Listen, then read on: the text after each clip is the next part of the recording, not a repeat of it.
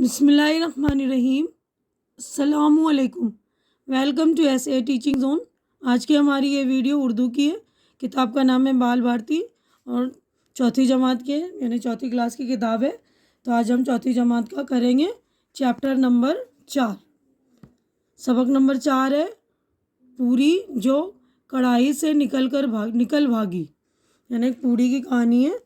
پوری کی جو کڑھائی سے نکل کر بھاگی۔ کسی گاؤں میں ایک کسان اپنی بیوی کے ساتھ رہتا تھا۔ کسان کا نام تھا منسا اور اس کی بیوی کا گڑیا۔ منسا کے پاس روپیہ پیسہ اچھا خاصا تھا، مگر گھر میں کام کرنے والے آدمی کم تھے۔ اسے ہمیشہ دوسروں سے مزدوری پر کام لینا پڑتا تھا، یعنی کام کرنے کے لیے اسے دوسرے آدمی لانے پڑتے تھے مزدوری سے، ہے نا۔ اب بیساکھ کا مہینہ تھا۔ منسا کے کھیتوں میں گیہوں کی فصل خوب ہوئی تھی اور کھیت بھی کٹ چکے تھے۔ اب بالیوں سے دانہ نکالنے باقی تھے۔ سب کسان اپنے اپنے کام میں لگے تھے۔ منسا نے بہترا چاہا کہ کوئی مزدور ملے، مگر نہ ملا۔ ادھر آسمان پر 2-1 دن سے بادل آنے لگے تھے اور ڈر تھا کہ کہیں پانی پڑ گیا تو سب دانے خراب ہو جائیں گے۔ ایک دن منسا مشکل سے 5 آدمیوں کو پھسلا کر لایا۔ گھر میں آ کر بیوی سے کہا کہ یہ لوگ آج کام کو آئے ہیں، دوپہر کو انہیں پوریاں کھلانا۔ کوئی 11 بجے بیوی اپنے چولہے پر کڑھائی چڑھائی، کڑھائی میں تیل ڈالا، بیلن سے بیل کر کڑھائی میں پوریاں ڈالنی شروع کیں۔ کچھ پوریاں پک گئیں تو باورچی خانے میں کسان کا بیٹا بدھو جانے کہاں سے آ گیا۔ ناک سے برابر سڑ کرتا جاتا تھا۔ ماں نے ہاتھ پکڑ کر کھینچا اور ناک پہنچی۔ کڑھائی میں جو پوری پڑی تھی وہ اتنی دیر میں جلنے لگی۔ اسے برا لگا کہ بدھو کی ماں نے اس کا ذرا خیال نہ کیا۔ پوری جھٹ کڑھائی میں سے کود کر بھاگ نکلی۔ دیکھیے پوری بھاگ رہی نا کڑھائی میں سے نکل کے، اس کی ماں بدھو کی ناک پہنچ رہی ہے۔ تو ہمارا یہ والا پیج کمپلیٹ ہو گیا۔ نیکسٹ پیج پر چلتے ہیں۔ بھاگ کھڑی ہوئی کہ تم بدھو کی ناک پہنچاؤ، میں تو جاتی ہوں۔ بدھو کی ماں نے بہت چاہ کے اسے پکڑے، مگر وہ کہاں ہاتھ آتی۔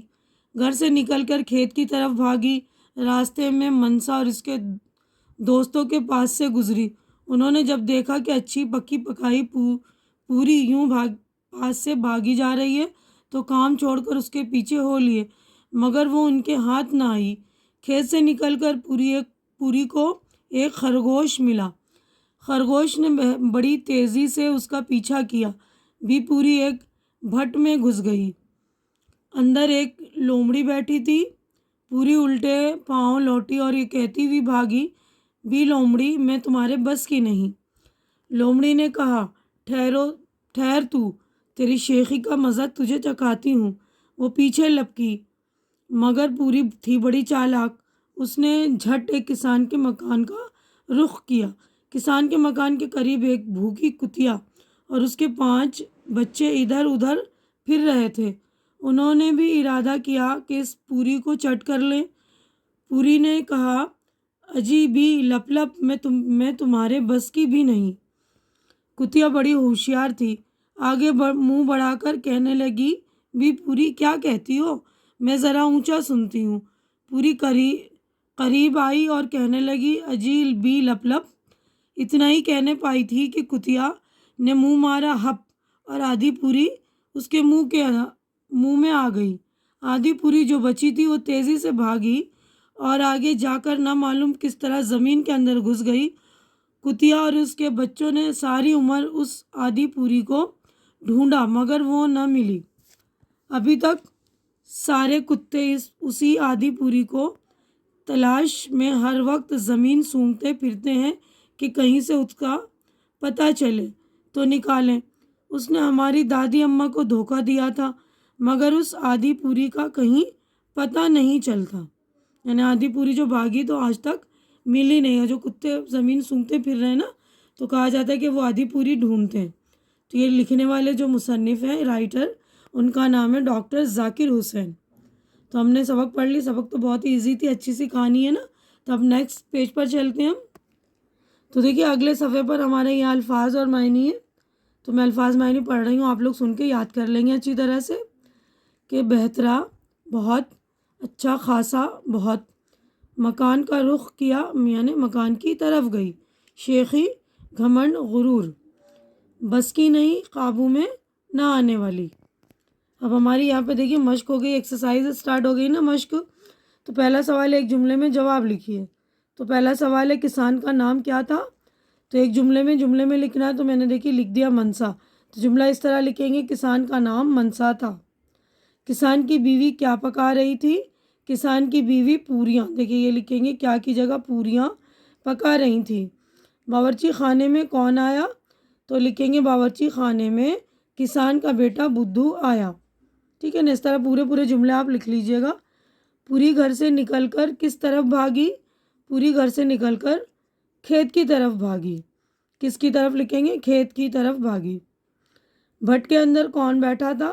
تو بھٹ کے اندر لومڑی بیٹھی تھی، بیٹھا کو بیٹھی کر دیں گے۔ پوری کی تلاش میں کتے کیا کرتے پھرتے ہیں؟ پوری کی تلاش میں کتے زمین سونگھتے پھرتے ہیں۔ کیا کرتے کی جگہ زمین سونگھتے پھرتے ہیں۔ تو یہ ہمارے 6 جوابات ہو گئے کمپلیٹ۔ اچھی طرح سے آپ پورے جملے بنا کے لکھیے گا۔ اب اس کے بعد نیکسٹ ہے مختصر جواب لکھیے، یعنی جواب جو ہے تھوڑے شارٹ کٹ ہونے چاہیے، ایک جملے سے تھوڑے زیادہ ہوں گے۔ پہلا سوال ہے پوری کڑھائی سے کیوں نکل بھاگی؟ تو جواب دیکھ لیجئے۔ تو دیکھیے پہلے کا جواب ہے کڑھائی میں جو پوری پڑی تھی وہ اتنی دیر میں جلنے لگی، اسے برا لگا کہ بدھو کی ماں نے اس کا ذرا خیال نہ کیا، پوری جھٹ کڑھائی میں سے کود کر بھاگ گئی، یعنی بدھو کی ماں نے اس کا خیال نہیں کیا تھا نا، پوری جلنے لگی اس لیے وہ نکل کر بھاگی۔ سوال نمبر 2 ہے پوری نے جب کسان کے مکان کا رخ کیا تو وہاں کیا ہوا؟ جواب دیکھیے۔ تو دیکھیے جواب نمبر 2 ہے مختصر کا، ایک کسان کے مکان کا رخ کیا۔ کسان کے مکان کے قریب ایک بھوکی کتیا اور اس کے 5 بچے ادھر ادھر پھر رہے تھے، انہوں نے بھی ارادہ کیا کہ اس پوری کو چٹ کر لیں۔ تو دونوں جواب ہو گئے ہمارے پورے۔ اب دیکھیے سبق کی مدد سے خالی جگہوں کو مناسب الفاظ سے پر کیجیے، یعنی ہمیں بھرنا ہے خالی جگہوں کو۔ پہلا ہے کسی گاؤں میں کسان اپنی بیوی کے ساتھ رہتا تھا، تو اس میں کسان آئے گا۔ منسا کے کھیتوں میں گیہوں کی فصل خوب ہوئی تھی، تو گیہوں۔ کھیت سے نکل کر پوری کو ایک خرگوش ملا، انہوں نے بھی ارادہ کیا کہ اس پوری کو چٹ کر لیں۔ ٹھیک ہے نا، تو یہ اچھی طرح سے لکھ لیں گے۔ اب اس کے بعد ہے بتائیے ذیل کے جملے کس نے کہے، یعنی کس نے بولا تھا یہ جملے، میں نے دیکھیے آگے لکھ دیا ہے۔ پہلا یہ لوگ آج کام کو آئے ہیں، دوپہر کو انہیں پوریاں کھلانا، تو یہ جملہ جو ہے منسا نے کہا ہے نا، آگے لکھ لیں گے منسا نے کہا۔ سوال نمبر 2 ہے بی لومڑی میں تمہارے بس کی نہیں، پوری نے کہا تیری شیخی کا مزہ تجھے چکھاتی ہوں، یہ والا سینٹنس لومڑی نے کہا۔ تو ہمارا پیج نمبر 15 ہو گیا کمپلیٹ۔ نیکسٹ پیج پر چلتے ہیں ہم۔ تو دیکھیے چوتھا ہے بی پوری کیا کہتی ہو، میں ذرا اونچا سنتی ہوں، تو یہ کس نے کہا تھا؟ کتیا نے، ہے نا، کتیا نے کہا۔ اب سرگرمی ہے 5 جنگلی جانوروں کے نام لکھیے، تو اس بک میں بھی آیا ہے نا لومڑی کتیا وغیرہ، تو اس کے علاوہ بھی دیکھیے بندر، چیتا، زیبرا، ہرن، بھالو، خرگوش وغیرہ جو لکھ سکتے ہیں آپ لکھ لیجیے گا۔ اس کے بعد آئیے زبان سیکھیں، یہ گرامر کا کام ہے، اس میں عام، اس میں خاص۔ اس سے پہلے والے چیپٹر میں جو ہم نے اسم کی تعریف پڑھ رکھی تھی نا، کسی بھی شخص، جگہ یا چیز کے نام کو بولیں گے اسم، تو اب اس میں خاص اور اس میں عام۔ اگر کسی اسم سے خاص شخص، خاص چیز یا خاص جگہ کی پہچان نہیں ہوتی تو اسے اسم عام کہتے ہیں۔ مثلاً شاعر، ادیب، تو یعنی کوئی سا بھی شاعر ہو سکتا ہے، کوئی سا بھی ادیب۔ کتاب، پیسے، کپڑا، اخبار وغیرہ، تو کوئی سے بھی کتاب، پیسے، اخبار ہو سکتے ہیں نا۔ باغ، قصبہ، گھر، اسکول، مسجد، جلسہ گاہ، تو اس سے یہ نہیں ہمیں پتہ چلتا ہے کہ کوئی خاص جگہ یا کوئی خاص باغ ہے نا، کوئی سے بھی باغ ہو سکتا ہے۔ اسی طرح اب اس کے بعد ہے کہ اگر کسی اسم سے خاص شخص، خاص چیز یا خاص جگہ کی پہچان ہوتی ہے تو اسے اسم خاص کہتے ہیں۔ مثلاً جس سے کسی خاص چیز کی پہچان ہوگی نا، جیسے شفیع الدین نیّر، تو شاعر کا نام ہے یہ، علامہ اقبال، کوہ نور، قرآن، تاج محل، دہلی، علی گڑھ، تو یہ خاص چیزوں کے نام ہے، خاص جگہ کا نام ہے نا، یہ خاص کتاب کا نام۔ اس کے بعد سبق میں ذیل کے جملے آئے، انہیں غور سے پڑھیے۔ پوری الٹے پاؤں لوٹی اور یہ کہتی ہوئی بھاگی بی لومڑی میں تمہارے بس کی نہیں، تو بس کی نہیں کیا نیچے الٹے پاؤں لوٹی، لومڑی نے کہا ٹھہر تو، تیری شیخی کا مزہ تجھے چکھاتی ہوں۔ ان جملوں میں خط کشیدہ یعنی جو انڈر لائن کیے ہوئے الفاظ ہیں، الٹے پاؤں لوٹی، بس کی نہیں، مزہ چکھاتی ہوں، ہماری زبان کے محاورے ہیں۔ تو یہ سارے جو ہے ہم زبان کی بھاشا میں جیسے یوز کرتے ہیں تو اس کو بولتے ہیں محاورے۔ یہ دراصل الٹے پاؤں لوٹنا، بس کا نہ ہونا، مزہ چکھانا سے بنے ہیں۔ سبق میں بس کی نہیں کے معنی قابو میں نہ آنے والی دیے گئے ہیں۔ زبان میں ان کے علاوہ بھی بہت سے محاورے ہیں، یعنی اس کے علاوہ بھی بہت سے محاورے ہیں نا، اپنے استاد سے دوسرے محاورے ان کے معنی معلوم کر کے اپنی بیاض میں لکھی۔ تو یہ ہے نا باغ باغ ہونا، یعنی بہت ہم جب خوش ہوتے ہیں تو اس کو بولتے ہیں باغ باغ ہونا، تو اس کا مطلب ہے بہت خوش ہونا۔ اپنا الو سیدھا کرنا، اس کا مطلب ہے اپنا جو ہے مطلب نکالنا، ٹھیک ہے نا۔